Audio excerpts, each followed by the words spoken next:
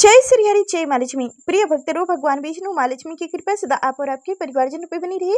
आप सभी का दिन शुभ और मंगलमय हो। आज प्रस्पान करेंगे बावनी एकादशी व्रत कथा, वामन एकादशी व्रत कथा। भाद्रपद माह के शुक्ल पक्ष की द्वादशी तिथि के दिन यह व्रत रखा जाता है। एकादशी व्रत के दिन परिवर्तनी एकादशी व्रत रखा जाता है और द्वादशी के दिन बावनी एकादशी व्रत रखा जाता है। तो कहा जाता है कि वामन एकादशी का व्रत को करने से सभी मनोकामनाएं पूर्ण होती है। इस तिथि में भगवान वामन देव का पूजा अवश्य करना चाहिए। बावनी एकादशी के दिन यज्ञों पवित्र तेज से भगवान वामन की प्रतिमा स्थापित कर अर्घ्य दान करें, फल फूल अर्पित करें और उपवास आदि करने से व्यक्ति का कल्याण होता है। और वही कहा जाता है कि इसकी पूजा करने का एक दूसरा विधान भी है। पूजा के बाद 52 पेरे और 52 दक्षिणा रखकर भोग लगाया जाता है। फिर एक कटोरी में 1 कटोरी चावल, 1 कटोरी शरबत, 1 कटोरी चीनी और 1 कटोरी दही ब्राह्मण को दान दी जाती है। इसी दिन व्रत का उद्यापन भी करना चाहिए। उद्यापन में ब्राह्मणों को 1 छाता खराऊ तथा दक्षिणा देकर विदा करना चाहिए। इस व्रत को करने से स्वर्ग की प्राप्ति होती है। और वही कहा जाता है कि बावनी एकादशी को जयंती एकादशी भी कहते हैं। इस एकादशी का व्रत करने से समस्त पापों का नाश होता है। जयंती एकादशी व्रत को करने से नीचे पापियों का उद्धार होता है। अगर कोई व्यक्ति परिवर्तनी एकादशी के दिन भगवान श्री विष्णु की पूजा करते हो तो उसे भी मोक्ष की प्राप्ति होती है। मगर बावनी एकादशी के फलों के विषय में जरा भी संदेह नहीं है। जो भी व्यक्ति इस एकादशी के दिन भगवान विष्णु के वामन रूप की पूजा करते हैं वह ब्रह्मा विष्णु और शिव तीनों की पूजा करते हैं। इस एकादशी के व्रत को करने के बाद व्यक्ति के लिए इस संसार में कुछ भी करना शेष नहीं रहता। बावनी एकादशी के दिन के विषय में एक मान्यता है कि इस दिन भगवान विष्णु भी करवट बदलते हैं।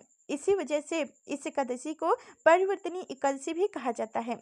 और आप सभी को एक जरूरी बात बता दूं कि अगर आप सभी भक्तजन हर यानी कि एकादशी का व्रत आप रखते हो तो बावनी एकादशी का व्रत अवश्य रखिएगा।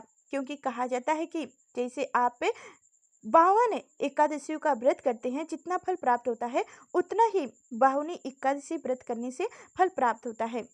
तो यह भाद्रपद माह के शुक्ल पक्ष की द्वादशी तिथि के दिन बावनी एकादशी व्रत रखा जाता है। तो इसलिए आप सभी भक्तजनों भाद्रपद माह के शुक्ल पक्ष की द्वादशी तिथि के दिन एकादशी का व्रत अवश्य रखिएगा।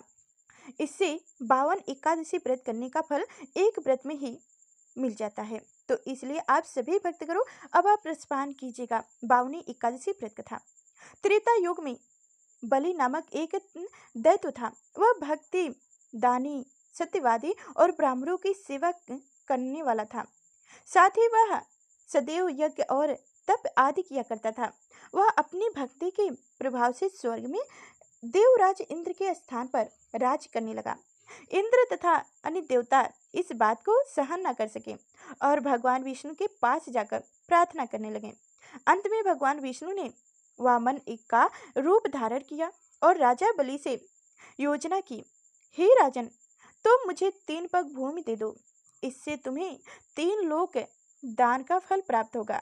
राजा बलि ने इस छोटी सी याचना को स्वीकार कर लिया और वह भूमि देने को तैयार हो गया। ऐसे में भगवान विष्णु ने अपना आकार बढ़ा लिए। उन्होंने प्रथम पग में संपूर्ण पृथ्वी, दूसरे पग में नभ और तीसरा पग रखने से पहले राजा बलि से पूछा कि अब आप बताइए कि मैं कहाँ पैर रखूं। इतना सुनकर राजा बलि ने अपना सिर नीचे कर लिया और भगवान विष्णु ने तीसरा पैर राजा बलि के सर पर रख दिया। ऐसे में भक्त दानव पताल लोक चले गए। पताल लोक में राजा बलि ने विनती की तो भगवान विष्णु ने कहा कि मैं तुम्हारे पास सदैव रहूंगा।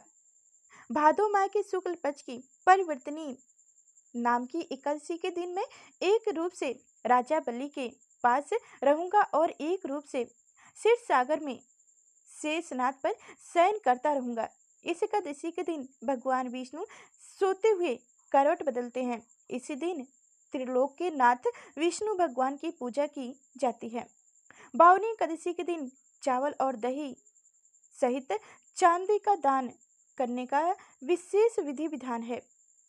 तो आप सभी भक्तगण की जितना सामर्थ्य हो उतना दान दक्षिणा दीजिएगा और पूजा करने के बाद भी जो भी जैसे आपको समझ में आए वैसे ही कथा अवश्य सुनिएगा और हो सके तो इस कथा को ज़्यादा से ज़्यादा शेयर भी कीजिएगा। लाइक और चैनल को सब्सक्राइब कीजिएगा। फिर मिलेंगे अगले नेक्स्ट वीडियो में, तब तक के लिए धन्यवाद।